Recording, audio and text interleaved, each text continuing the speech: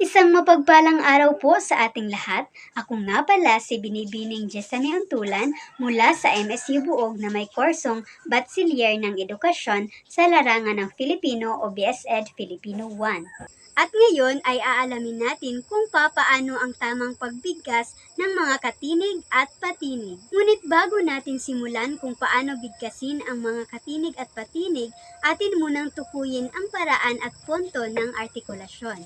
Ang punto ng artikulasyon ay may 5 uri. Ito ay ang panlabi, panngipin, panggilagid, bilar o pangalangala at glutal. Ngayon ay dadako naman tayo sa paraan ng artikulasyon. Ano nga ba ang paraan ng artikulasyon? Ang paraan ng artikulasyon naman ay may 6 na uri. Ito ay ang pasara, pailong, pasutsut, pagilid, pakatal, at ang panghuli ay ang malapatinig. At ngayon naman ay dadako tayo kung papaano ang pagbigkas ng mga ponema. Ito ay ang ponemang katinig at patinig.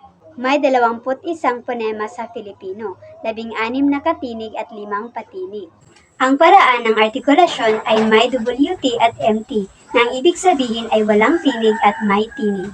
Ang ponemang napabilang sa panlabi at pasara, ito ay ang P, D, M. Pag sinabing panlabi, naglalapit ang ating labi. Pag sinabing pasara, ito ay patikom. Si P ay napabilang sa walang tinig na ibibigkas natin na P, P, P.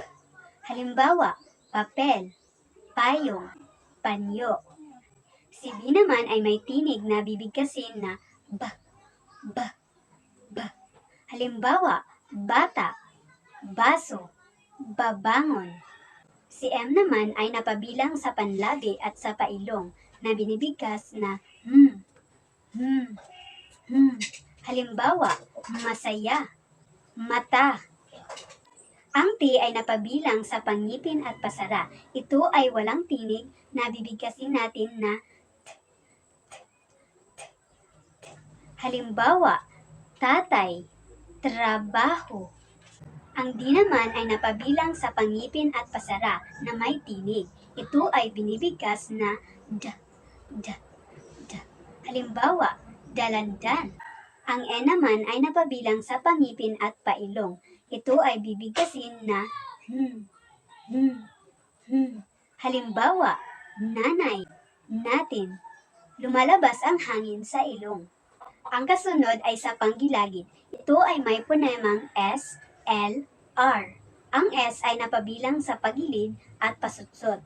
Ito ay walang tinig at binibigkas ito na S, S, S. Halimbawa, sapatos, sagot. Ang kasunod naman ay ang L, napabilang sa pagilid na may tinig at ito ay binibigkas na L, L, L. Halimbawa, lapis, libro, lumiban. Panghuli naman ay ang R. Napabilang ito sa pakatal. Binibigkas ito na R, R, R. Halimbawa, relo, rosas. Kasunod naman ay pangalangala. Ito ay may 2 uri. Ang pakatal at velar. Ang pakatal ay may isang ponema na nabibilang sa malapatinig. Ito ay ang Y na binibigkas na ya, ya, ya, ya. Halimbawa, yaya, yellow.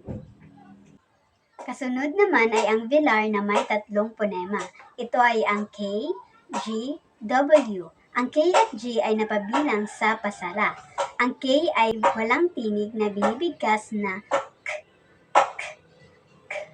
Halimbawa, kalye, kami.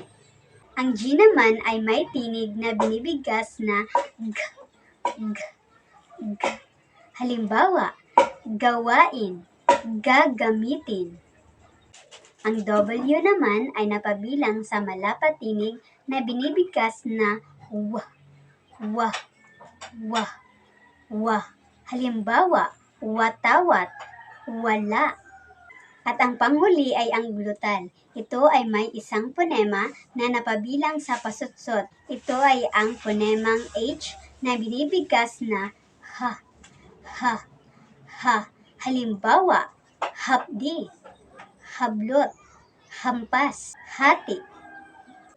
Sa puntong ito ay dadako naman tayo sa ponemang patinig. Ito ay may bahagi ng dila at posisyon ng dila.